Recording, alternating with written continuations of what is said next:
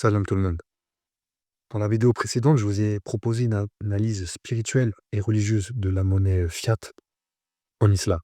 Pour cela, je vous avais lu un extrait du chapitre de mon livre consacré à ce domaine-là.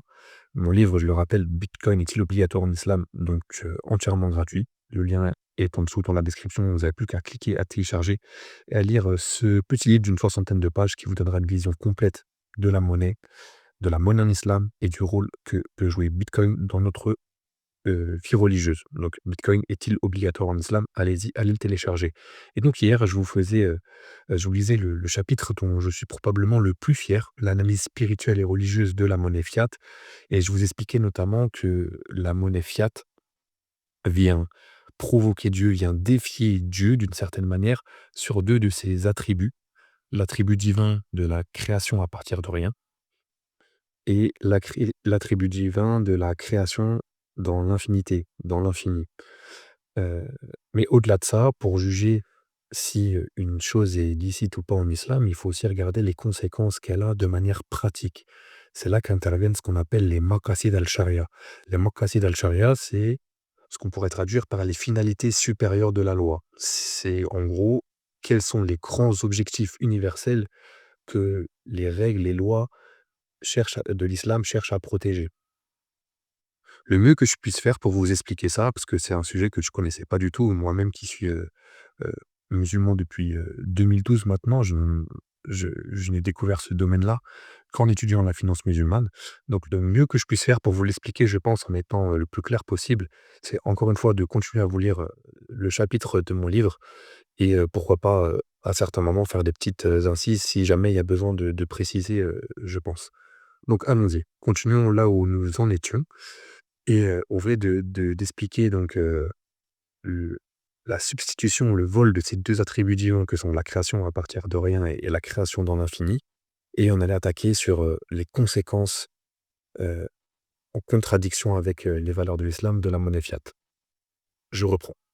Au-delà de la prise de conscience spirituelle, juger de la licéité d'un système suppose d'examiner sa finalité et ses effets concrets. Sert-il le bien commun ou engendre-t-il l'injustice? C'est ici qu'intervient la notion de maqasid al-sharia, les finalités supérieures de la loi. Elle désigne les objectifs universels que la loi musulmane cherche à protéger dans la vie humaine. Les savants les ont résumés en 5 axes. La préservation de la religion, ifs al-din, de la vie, ifs al-nafs, de la raison, ifs al-haq, de la descendance, ifs al-nasl, et des biens, ifs al-mal. Tout système qui défend ces valeurs sert la justice voulue par l'islam. À l'inverse, ce qui les corrompt ou les fragilise doit être rejeté. Or, l'histoire monétaire que nous avons retracée montre que la monnaie fiat viole largement ses finalités. Elle s'accompagne d'un cortège de conséquences dramatiques. Crise récurrente, inflation persistante, érosion du pouvoir d'achat, concentration croissante des richesses et transfert d'un pouvoir colossal vers une élite technocratique non élue. Et oui, parce qu'en fait, plus haut dans le livre, je fais tout un résumé de l'histoire monétaire et un descriptif du système dans lequel nous vivons aujourd'hui, le système fiat. Et notamment, je décris toutes les conséquences, factuellement, avec des données chiffrées, de ce que ce système engendre pour l'humanité. Les quelques éléments que j'ai cités là, donc les crises, l'inflation, etc., font partie de ces conséquences néfastes. La création illimitée de monnaie alimente la flambée artificielle des actifs, notamment l'immobilier, entraînant pénurie de logements et surendettement, tandis que les à-coups de crédit provoquent chômage de masse. À long terme, cette pression pèse même sur la démographie. De nombreux foyers repoussent ou renoncent à fonder une famille. Ça, pareil, je vous en parlerai dans d'autres vidéos. Vraiment, il faut qu'on parle des conséquences du système Fiat parce qu'elles sont désastreuses pour l'humanité.